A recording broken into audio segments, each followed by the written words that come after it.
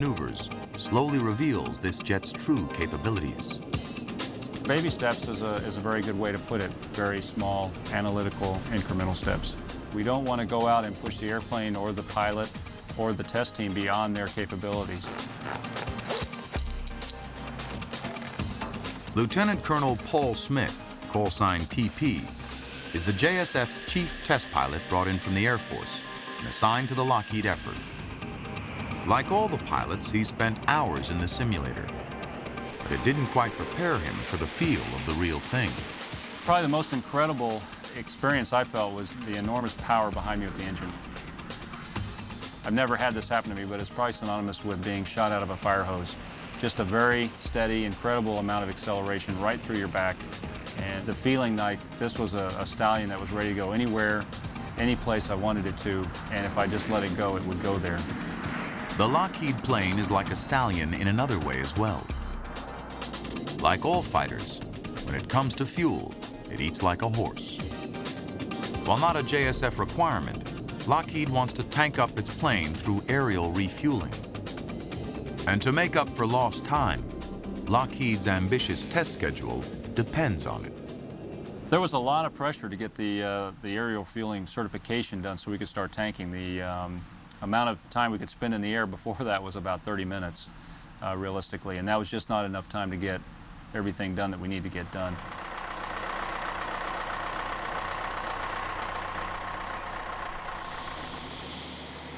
With only 2 flights in the X-plane under his belt, TP will attempt one of the most dangerous missions of the Lockheed program. Air-to-air tanking has always been kind of intimidating to me because throughout my career I've been taught don't let anything touch your airplane. Don't let another aircraft hit it. Don't let ground fire hit it. Don't let missiles hit it. And then the first thing you do is you go up to this tanker and the tanker hits you. At 20,000 feet, TP rendezvous with a KC-135, heavily loaded with fuel. The tanker slowly extends a boom towards a receptacle located behind the cockpit of the X-plane. It's really a basic feeling of trust between you and the guy flying the boom to make sure he doesn't hit the airplane where he's not supposed to. TP cautiously edges closer. At that point, you just have to fly very stable because he's trying to plug that boom in the back of the aircraft. Running low on fuel, with only minutes before having to abort, TP makes contact. And you can actually feel it in the airplanes. You feel like you are part of the tanker and it can actually fly you around. But at that point, you just kind of relax or try to relax and stay in that same position while you download gas. X-plane and tanker are now coupled in tight formation at 350 miles per hour. Less than 5 minutes later, the crucial maneuver is over. This airplane flew tremendously well on the boom, better than any other airplane I've flown. And so it was very easy to get confident in yourself and confident in the airplane very quickly. For the competition, Lockheed designed its X-plane to use the Air Force system of aerial refueling. But Boeing's gone with the Navy's version. With its software bugs fixed, Boeing's X-plane is back in the air.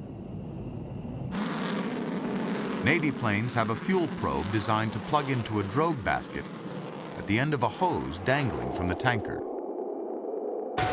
But during Boeing's first refueling attempt, the basket flies dangerously close to instruments mounted on the nose. These test sensors are used only for evaluating the plane's performance. But if the basket breaks them off, they may be sucked into the engine. That could bring down the plane. And that's not the only problem. When the refueling basket makes it onto the probe, it fails to seat properly, sending gas everywhere but the tank. In a blow to the Boeing effort, aerial refueling is ruled out as too dangerous.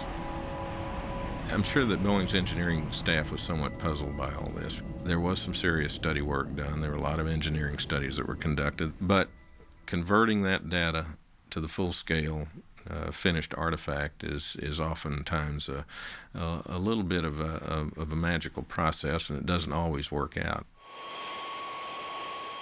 For the remainder of flight testing, the Boeing X-plane gets its gas on the ground. And the company's month head start on Lockheed drips away.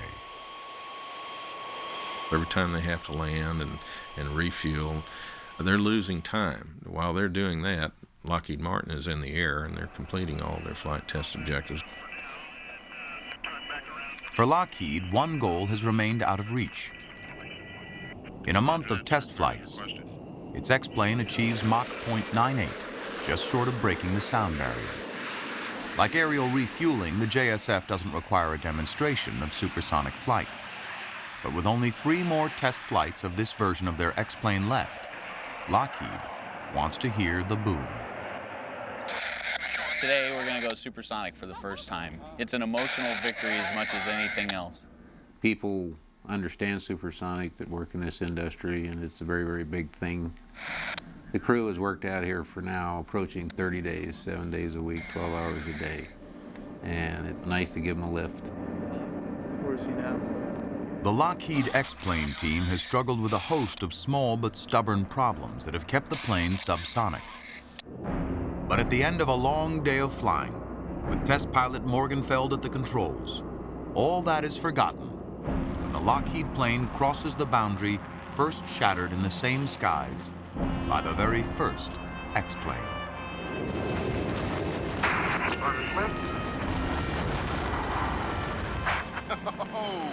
Lighting the afterburner provides the extra push needed to go supersonic. That was Tommy. Did you hear that?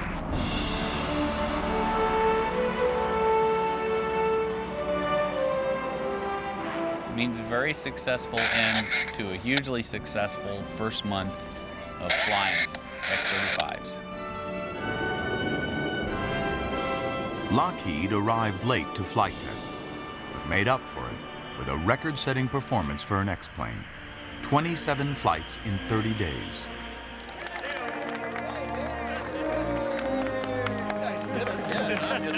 I was just a victim.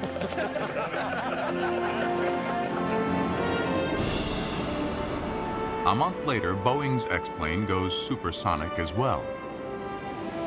The aircraft's grace in the air and strong test results have quieted the critics of its less than sleek shape.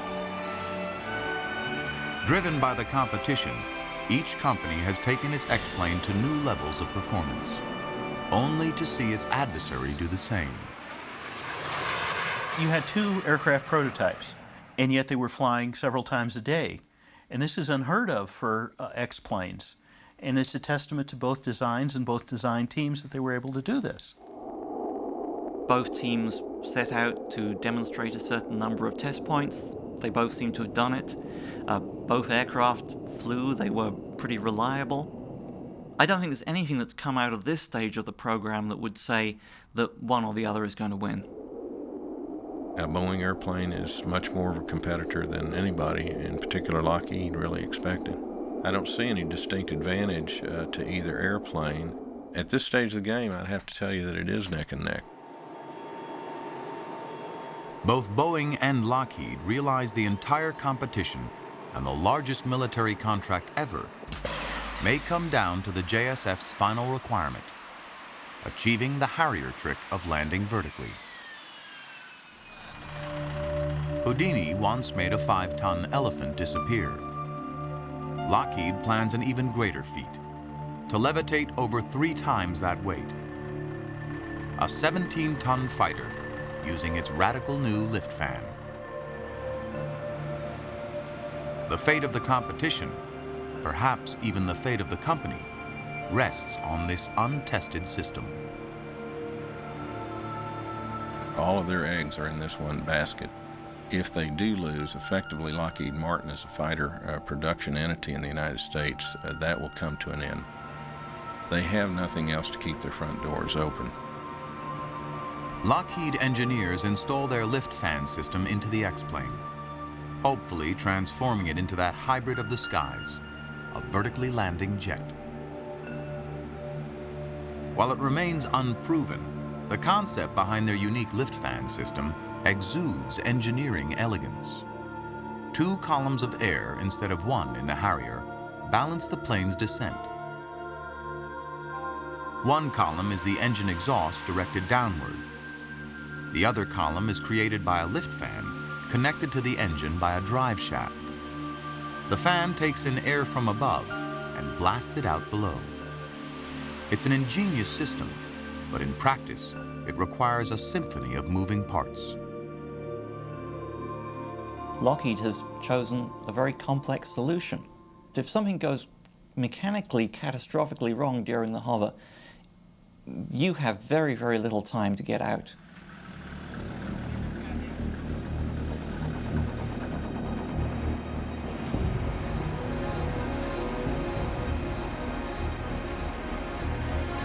A former Royal Navy pilot with Harrier combat experience in the Falklands and Bosnia, Simon Hargraves will attempt the first hover in the Lockheed X-plane.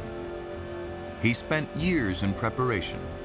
Still, there's no question, he's about to take a ride on the wild side. Nobody's ever tried to model a propulsion system that's quite as complex as this, quite as integrated as this. So there may be some areas there where the airplane doesn't respond exactly as I'm expecting. The vertical landing tests will start over a hover pit, 10 feet deep and covered by a steel grate. The hover pit is designed to minimize the chance the engine will suck in its own hot exhaust. Hot gas ingestion is a familiar danger to Harrier pilots. If the exhaust used to float the plane somehow enters the engine's air intake, the engine will start to choke.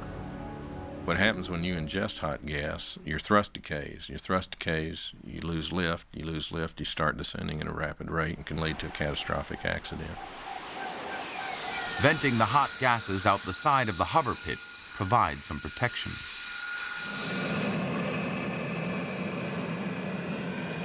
This will go well.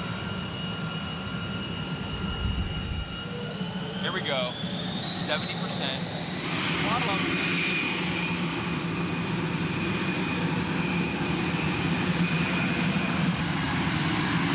Nose up. Come on, Simon. Come on, baby.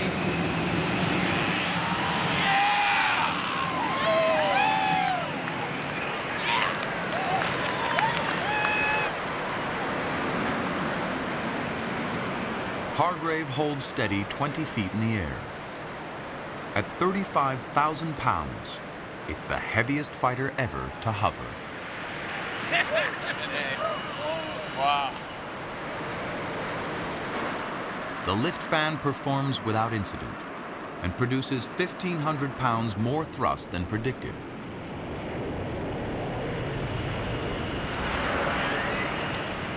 That was great. That was incredible. Let's do that again. Incredible.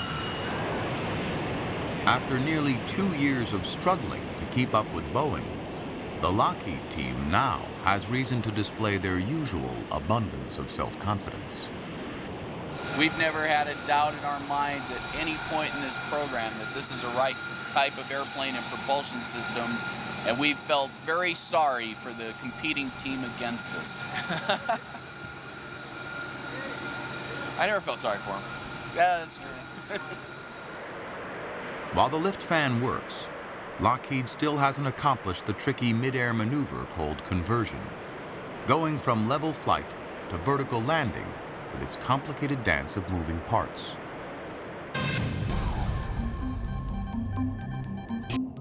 The same morning Lockheed lifts off, Boeing plans a dramatic demonstration of its own vertical lift system. The company's second X-plane has been flown across the country. The new proximity to Washington decision-makers and lobbyists doesn't hurt. But the real advantage is invisible. The air at sea level has greater density than at the high-altitude location of Edwards Air Force Base. Thicker air means better engine performance. VMS, talk to me. Listen, I gotta do a favor.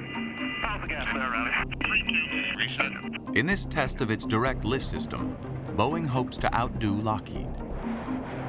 Test pilot Dennis O'Donoghue will start in level flight, slow the plane down to nothing and hover. His slow speed will make the wings useless, and a failure of the lift system will mean the plane falls from the sky. To give O'Donoghue a chance to eject, Boeing has conducted its early tests at higher altitudes, gradually working lower and slower. Now, after 43 flights, Boeing is ready to go all the way to attempt zero airspeed. I've got butterflies. O'Donoghue's family is among the spectators of today's historic event. The boys are really excited too.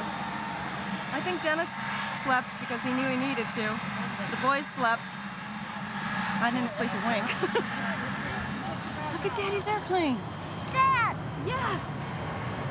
200 feet above the runway, O'Donoghue slowly decelerates to zero airspeed and hovers. A 28,000-pound airplane hangs frozen in the sky.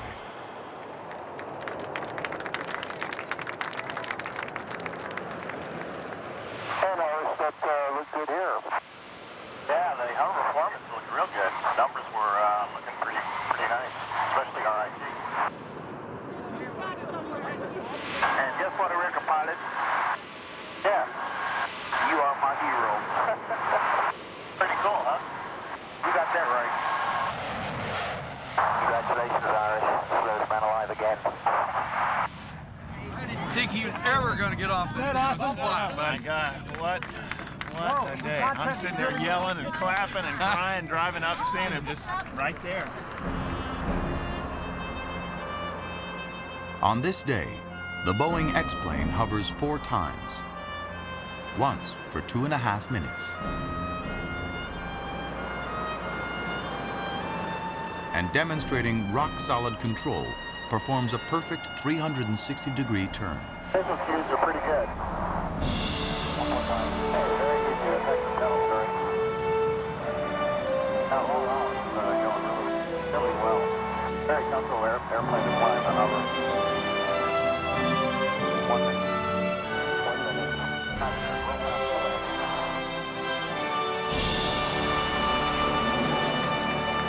It was just wonderful. Brendan said it was better than Star Wars, so, and for him, that's a lot.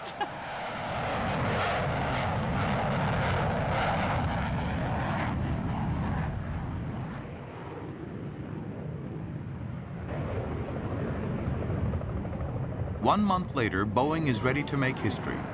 If it works, its X-plane will become the first new fighter since the Harrier to transition from conventional flight to landing vertically. For this risky mission, Boeing will also use a hover pit to reduce the chances of hot exhaust being ingested into the engine during the landing. To increase the margin of safety, Boeing engineers have removed some exterior parts to lighten the X-plane's weight. Some critics will cry foul, but Boeing will respond that its new design, which it didn't have time to build but will submit to the JSF as its final proposal, is 1,500 pounds lighter.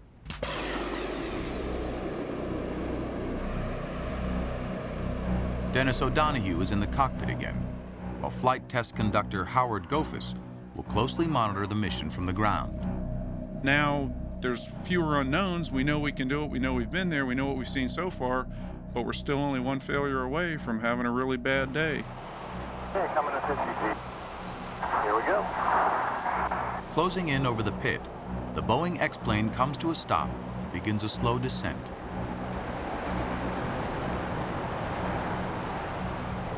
If disaster strikes, O'Donoghue is now too low to eject. T2. He's over. T2. Not across that one. I know, we're coming down. Suddenly, the controllers spot trouble. That's good. Invisibly, the engine has ingested hot gas from the lift nozzles and loses power.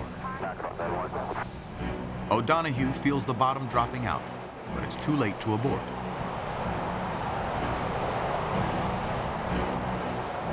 I know, we're coming down. 20 feet and only seconds from the ground, the gas dissipates, and the engine gains enough thrust to touch down safely. Excellent landing. He's down on the ground, and we realize it, and so there's you're in the quandary for that split second. Okay, we just did our first VL. What happened? Over by the runway, no one is aware of the close call. Reviewing the data, the test team believes a choice made to increase safety, the hover pit, may be causing the problem.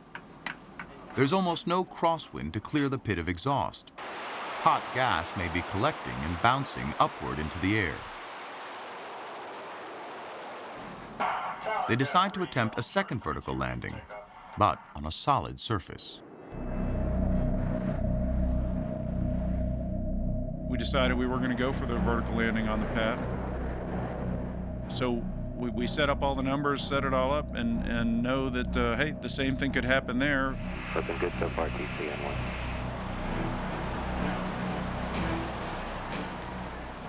The second vertical landing goes without a hitch, to everyone's enormous relief.